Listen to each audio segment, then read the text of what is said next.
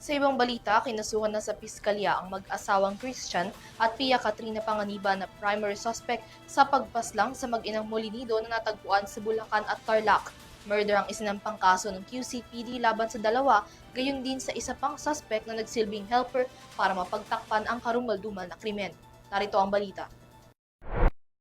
Higit 3 linggo na ang nakalilipas ng gulantangin ang buong bansa ng karumal-dumal na pagpaslang kay Police Senior Master Sergeant Dayan Marie Molinido at 8 taong gulang niyang anak na ang mga labi ay magkahiwalay na natagpuan halos 1 linggo ang pagitan. Sa gitna ng mabusising investigasyon, kaagad ding natukoy ang pagkakakilanlan ng mga suspect, ang mag-asawang Christian Panganiban at Pia Katrina Panganiban, isang dating pulis at isang car agent, gayon din ang kanilang helper na si Jill D. Jr. Makalipas ang ilang linggong pagtutok sa kaso, formal ng kinasuhan ng Quezon City Police District ng 2 counts of murder ang mga nasabing suspect para sa pagpaslang sa mag-inang Molinido dahil sa umunoy car deal scam.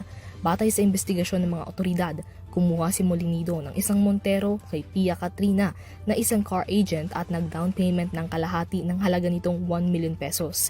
Sa pamamagitan ni Pia Katrina, sinubukan din ni Molinido na ibenta ang kanyang Innova para mabayaran ang remaining balance. Noong January 16, nagtungo ang mag-inang Molinido sa bahay ng mag-asawang Panganiban para kitain ang umunoy buyer ng Innova. Lumalabas sa investigasyon na wala pala talagang Montero na makukuha si Molinido. Sa parehong araw, pinaghihinala ang posibleng nalaman ni Molinido ang scam na posibleng nag-meet siya ng pagtatalo at kalaunan sa pagpaslang sa kanya at kanyang anak. Tama ng bala sa ulo ang ikinasawi ng ina na ang mga labi ay natagpuan sa Bulacan, habang pinaghihinala ang suffocation naman sa pamamagitan ng plastic bag ang ikinamatay ng kanyang anak na nahanap sa Tarlac halos 3 linggo mula nang mapaulat silang nawawala. Samantala, si Maribel na kapatid ni Christian na isa sa mga naunang suspect na pinaghihinala ang kasabwat ng mag-asawa sa paglilinis ng crime scene ay napawalang sala na rin sa mga akusasyon at ngayon ay isa na lamang ordinaryong saksi. Ibinasura na rin ang mga kaso laban kay Police Senior Master Sergeant John Molinido, asawa at ama ng mga biktima, matapos payagan ng korte ang kanilang mosyon na maalis sa listahan ng mga respondents sa kaso. Sa kabila nito, nananatili pa rin nasa restrictive custody ng NCRPO si John, bunsod ng obstruction of justice case na nakabinbin sa Malolos City Prosecutor's Office.